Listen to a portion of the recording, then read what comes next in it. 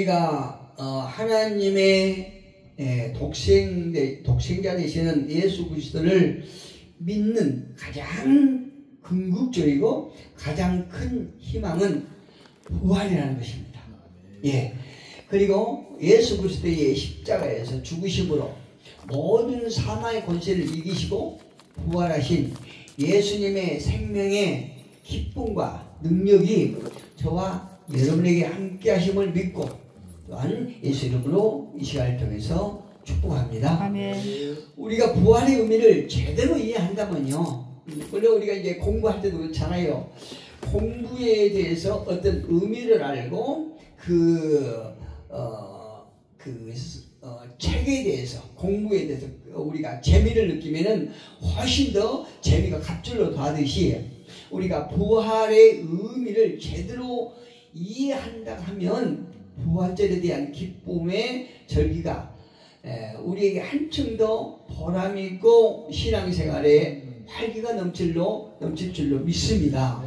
우리가 때로 신앙생활 하면서 부활을 경험한 하나님의 백성인데 부활을 체험한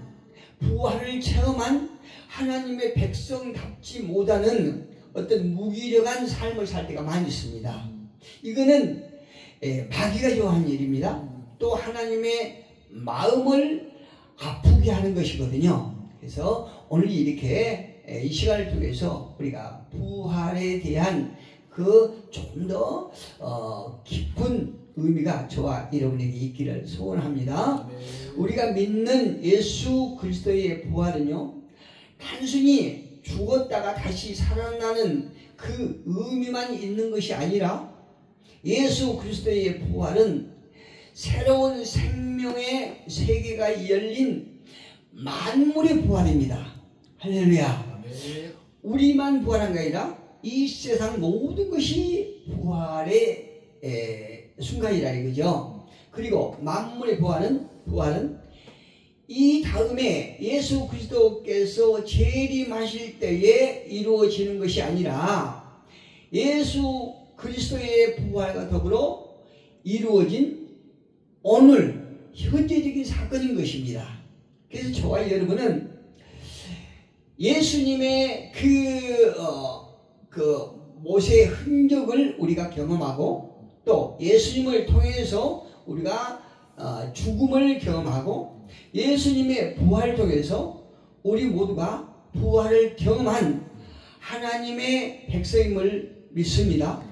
그렇기 때문에 이와 같은 예수 그리스도의 부활 사건을요, 우리가 어떤 과학적으로나 또 여러 가지로 어떤 증명하려고 한다거나 그것이 부활의 사건이 역사적이냐 아니냐 이걸 따지는 것은 별로 의미가 있는 것이 아니고 오히려 어리석은 짓이라고 하는 거죠. 성경에서는 어리석은 짓이라고 해요. 오늘 우리에게 주신 고린도전서 15장을 우리가 흔히 부활장이라고 하는 사실을 우리가 너무 잘 압니다. 이 고린도전서 15장을 보면서 우리 육체의 죽음 이후에 대해서 적고 있죠. 그래서 오늘 제목을 제가 부활 전 세계 또 부활 후 세계 이렇게 제가 제목을 정했는데요. 오늘 본문 42절, 42절로 45절을 보니까 죽은 자의 부활도 그와 같으니 썩을 것으로 심고 썩지 아니할 것으로 다시 살아나며 욕된 것으로 심고 영광스러운 것으로 다시 살아나며 약한 것으로 심고 강한 것으로 다시 살아나며 육의 몸으로 심고 신령한 몸으로 다시 살아나니 육의 몸이 있은즉 또 영의 몸도 있느니라. 이렇게 말씀합니다. 예, 할렐루야입니다. 썩는 것으로 심는데 썩지 않을 것으로 살아나고 비천한 것으로 심는데 영광스러운 것으로 살아납니다. 그리고 그뿐만 아니라 약한 것을 심는데 강한 것으로 살아난 것입니다. 또 자연으로 심는데 신령한 몸으로 살아난다고 오늘 본문에서 분명하게 말씀하고 있죠. 이것은요, 죽기 이전의 삶과 또 부활 때의 삶을 대조해 놓고 있죠. 오늘 제목처럼 부활 전 세계와 부활 후의 세계를 이렇게 잘 대조해 놓고 보는데요. 훗날 우리의 부활할 몸에 대해서 말하고 있는 거죠. 이 말씀은 단순히 우리 몸에 대해서만 말씀하고 있는 것이 아니라 우리의 삶의 변화, 우리의 육체만 위해서 육체에 대해서만 말씀하고 있는 것이 아니라 우리가 현재 살아가고 있는 삶의 변화에 대해서 말하겠다는 거죠. 그래서 오늘 아침에도 우리 부부가 밥 먹으면서 이야기했는데요. 어떤 저기 어떤 어떤 분을 딱 얘기하면서 그분은 거듭나지 않은 것 같아. 그 사실 우리는 모르거든요. 우리는 알 수 없지만 우리가 보기에 그분의 삶이 전혀 우리가 그분 안 지가 이제 조금 한 10여 년 됐거든요. 한 10여 년 됐는데 그때나 지금이나 전혀 다른 게 없고 지금도 어떤 무엇인가 다른 모습을 보여야 돼. 그런 이치에 있는데 얼마 전에도 며칠 전에도 만났는데 전혀 변화가 없는 거예요. 그래서 이런 분들은 정말 부활 그러니까 죽기 이전에 살았던 그 삶이 변하여 부활 이후의 삶을 살고 있는가 이렇게 의심해 본다 이 말씀이에요. 물론 그거에 대해서 우리는 어떻게 단언할 수 없습니다. 근데 우리의 보기에 이제 그렇더라 이 말씀이에요. 그래서 우리가 지금 오늘 본문은 단순히 우리 몸에 대해서 썩을 것으로 심는데 썩지 않은 것으로 태어나라는가, 어떤 약한 것을 심는데 강한 것으로 살아나는가, 이런 어떤 몸에 대해서 얘기만으로 그치는 것이 아니고 우리가 지금 살아가고 있는 삶의 변화에 대해서 말씀하고 있다는 거죠. 다시 말씀드리면 예수 그리스도의 부활이 있기 전 우리의 삶과 세계, 이것들은 다 썩을 것들이라는 거죠. 썩을 것들이에요. 그리고 비천한 것들인 것입니다. 그리고 약한 것들이었는데 반해서 부활 이후의 삶은 어떤 것입니까? 썩지 않는 것. 썩을 것이 썩지 않는 것으로 살아났다는 얘기죠. 즉 영광스러운 것이 강한 것, 신령한 것으로 살아났다는 것이죠. 여기서 우리가 딱 알 수 있는 것은 두 세계가 있죠. 두 세계가 완전하게 다른 세계라는 사실을 보여주고 있습니다. 그러니까 썩어버릴 것이 썩어서 무드러질 것이 썩지 않을 것으로 태어납니다. 아주 약한 것이 강인한 것으로 태어난다는가, 이렇게 두 가지 세계를 지금 언급하고 있습니다. 여기서 두 세계라고 하는 것은 흔히 우리가 생각하고 있는 것처럼 이 세상과 저 세상, 또 이승과 저승을 단순히 얘기하는 것이 아니고 부활 이전의 세계와 부활 이후의 세계를 말하고 있습니다. 오늘 아침에 우리 노예 연료한 목사님이 한 2년 전만 해도 굉장히 건강하셨거든요. 굉장히 건강하시고 성격도 칼칼하세요. 아주 성격 굉장히 칼칼하시고 그 자전거를 많이 타고 운동을 많이 하시는데 한 3년 지금 한 80이 넘었거든요. 80 중반 된 걸로 아는데 80 넘어지니까요. 이분이 굉장히 육체에 세태가 온 것 같아요. 그래서 노예를 못 나오시는 거예요. 그러더니 결국에는 며칠 전에 저에게 문자가 왔는데 이상한 문자가 왔어요. 그분이 속 정은 있는 것 같은데 겉으로 표현을 잘 안 하세요. 말씀도 아주 무뚝뚝하세요. 무슨 무뚝뚝하시고 이제 제가 서기를 하다가 이렇게 뭔가 오타가 있고 심차가 있으면 딱딱 지적하시는데요. 아주 예리하게 그냥 팍팍 찌르세요. 예, 이렇게 좀 돌려서 하는 그런 법이 없고 팍팍 찌르시고 어떤 문자도 단답으로 이렇게 하시거든요. 근데 며칠 전에 문자 갔는데 사랑합니다. 사랑합니다. 이런 말씀을 하셨어요. 이분이 왜 가실 때가 다 됐나? 속으로만 그랬거든요. 근데 오늘 아침에 소천했다고 이렇게 사모님한테 연락이 왔어요.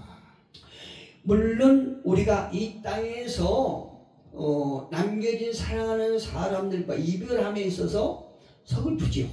마음이 아프지요. 그러나 우리가 이 부활을 근거로 해서 본다고 그러면은 썩어질 것에서 완전히 이제 썩지 않을 세계로 가기 위한 두 번째 걸음을 하고 있다는 볼 수 있어요. 그러니까 기쁜 일이죠. 반드시 우리가 슬퍼할 일만은 아니고 아까 말씀드렸던 것처럼 이 땅에서 사랑하는 사람들과 일단 잠시나마 헤어져 가는 길이기 때문에 슬픈 일이지만 그럼에도 불구하고 우리가 믿음의 사람들이 가야 할 길을 당연히 가고 있기 때문에 기쁜 일이에요. 우리가 찬송 부를 일이에요. 어쨌든 오늘 본문에서 이렇게 우리가 생각하는 것처럼 이 세상과 저 세상 그리고 이승과 저승 세상만 아니고 부활 이전의 세계와 부활 이후의 세계를 말합니다. 예, 오늘 본문에서요. 예수 그리스도의 부활을 오늘 비유적으로 말을 한번 해본다라고 그러면 간단히 말을 한마디로 핵심을 딱 이거는 제 생각에서 나온 비유예요. 겨울이었던 세계의 봄이 온 곳이라고 할 수 있어요. 할렐루야. 우리가 부활 이전의 세계는 꽁꽁 얼었고 싸늘한 그런 겨울의 세계였다라고 그러면 부활을 경험한 부활 이후의 삶은 봄바람이 따뜻하게 우리 삶 속에 불어오는 이런 세계를 우리가 살고 있다고 말할 수 있거든요. 예수 그리스도의 십자가 이전의 세계는 죄와 죽음이 지배한 그런 세계였다고 말할 수 있습니다. 왜 그렇습니까? 하나님께서 인간의 죄로 말미암아 그의 생명의 봄바람을 아직은 이 땅의 죄인들에게 주시지 아니하시고 꽉 막고 계시기 때문에 이 땅의 모든 인류의 죄인들 삶에 꽁꽁 얼어붙은 겨울바람이 쌩쌩 부는 그런 세계였지요. 부활 이전의 삶이. 예. 그래서 모든 것이 낡아지고 더러워지고 약해지고 썩어버렸지 않습니까? 사람들은 병들고 모두가 이기적으로 행동하기 때문에 싸움이 그칠 날이 없었어요. 여러분 그 예수님께서 이 땅에 오셔서 사역하시는 중에 썩어서 냄새가 나는 사람을 살린 경우가 있었죠. 나사를 살렸잖아요. 이렇게 낡아져서 더럽고 약해지고 썩어버렸던 병들이 이런 존재를 갖다가 하나님께서 따뜻한 온기를 샥 불어넣으셔서 다시 생명을 새롭게 하시다 그죠. 얼마나 어마어마한 사건입니까? 그래서 전도서도 말하기를 구약에서 전도서 말하기를 모든 것이 헛되고 헛되다. 헛되고 헛되니 모든 것이 헛되다 이렇게 노래하고 있지 않습니까?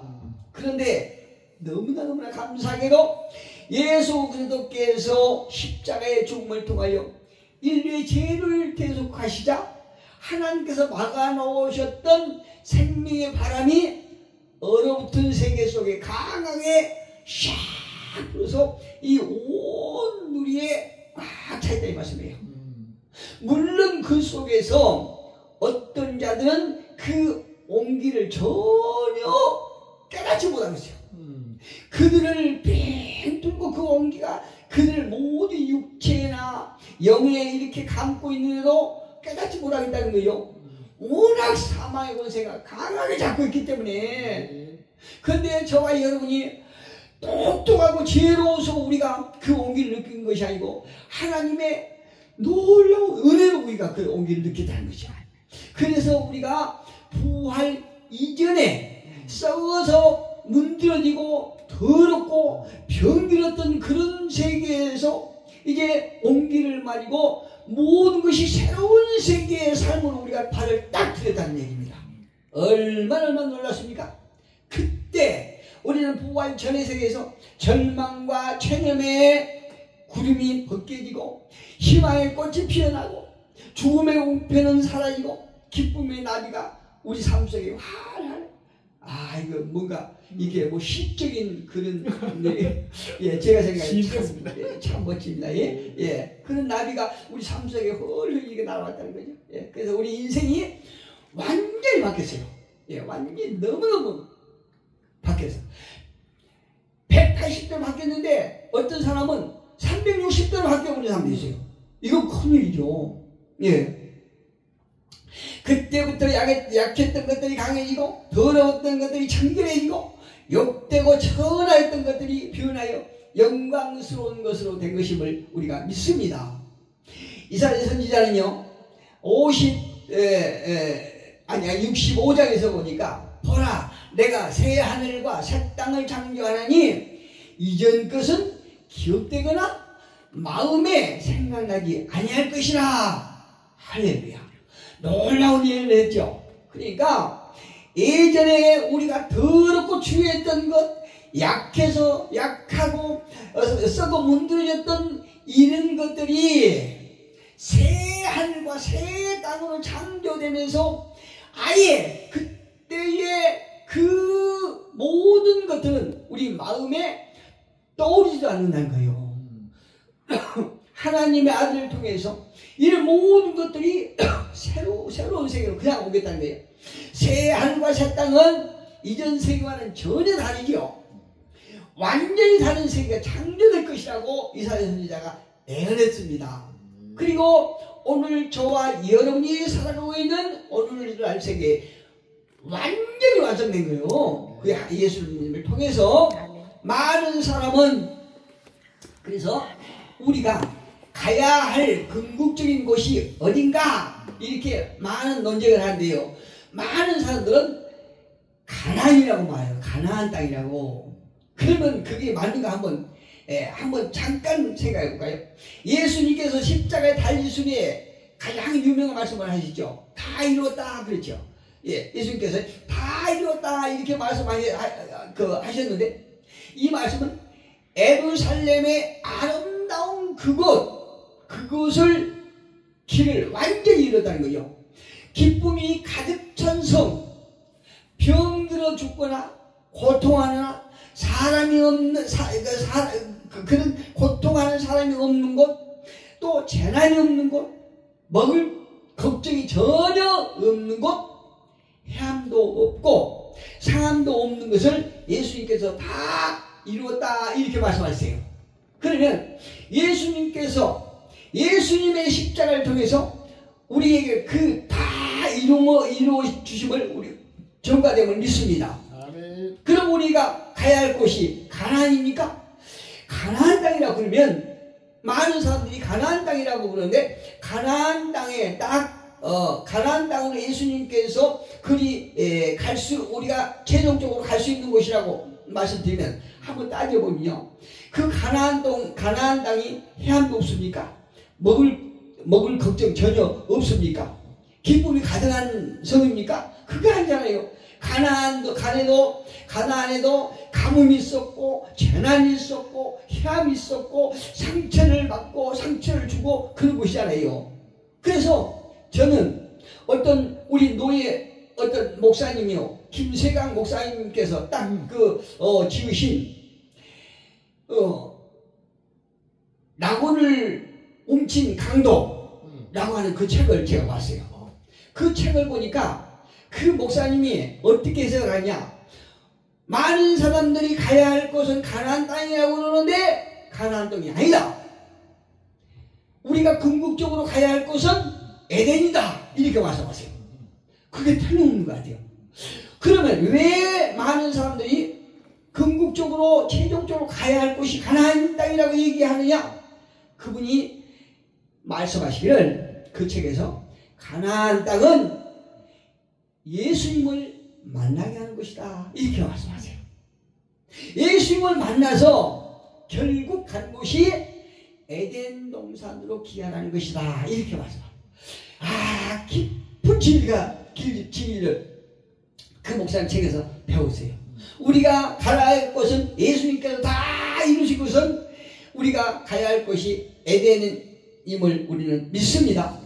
예, 오늘도 두 세계를 살아가면서 신음하고 있는 그 저와 여러분들, 우리가 구원을 받고 부활을 경험했지만 그럼에도 불구하고 우리가 자주자주 신음합니다. 문제는 아직 우리가 두 세계를 함께 살고 있다는 것이죠. 부활은 했지만, 그리고 우리는 아직 썩어질 육체를 가지고 이 땅에 살고 있다는 얘기예요. 이게 분명합니다. 이 말은 우리의 생활 전반이 옛 세계를 아직 벗어나지 못하고 있다는 의미거든요. 우리 부활을 했지만 이 땅에, 썩어질 땅에서 살고 썩어질 육체를 우리가 아직 소유하고 있다는 거죠. 동시에 우리는 예수 그리스도를 믿음으로 부활의 새로운 세계를 알게 되었습니다. 그래서 우리는 두 세계에서 갈등하고 있는 거죠. 그러나 우리가 옛 세계를 벗어나면 나는 만큼 갈등은 줄어들 것이고 우리의 신음은 더 작아질 것입니다. 그래서 저와 여러분은 예수님의 붙들으심과 하나님 크신 은혜로 우리가 이 땅에 갈등할 수밖에 없는 이 땅에서 살지만, 그럼에도 불구하고 우리의 갈등은 예수님의 도움으로 차츰차츰 줄어들고 우리가 할 수밖에 없는 신음도 작아지기를 축원합니다. 여러분, 우리에게 갈등이 있다고 해서 옛 세계, 부활 전의 세계로 돌아오면 절대 안 됩니다. 명심하셔야 돼요. 아무리 이 땅에서 어렵고 힘들고 고통이 있다 할지라도 부활 전의 세계로 돌아간 것이 아니라 부활을 맛보고 부활을 체험한 부활 후의 세계의 백성으로서 우리가 계속 부활의 기쁨을 우리가 간직하면서 앞으로 나아가는 저와 여러분 되기를 예수 이름으로 축복합니다.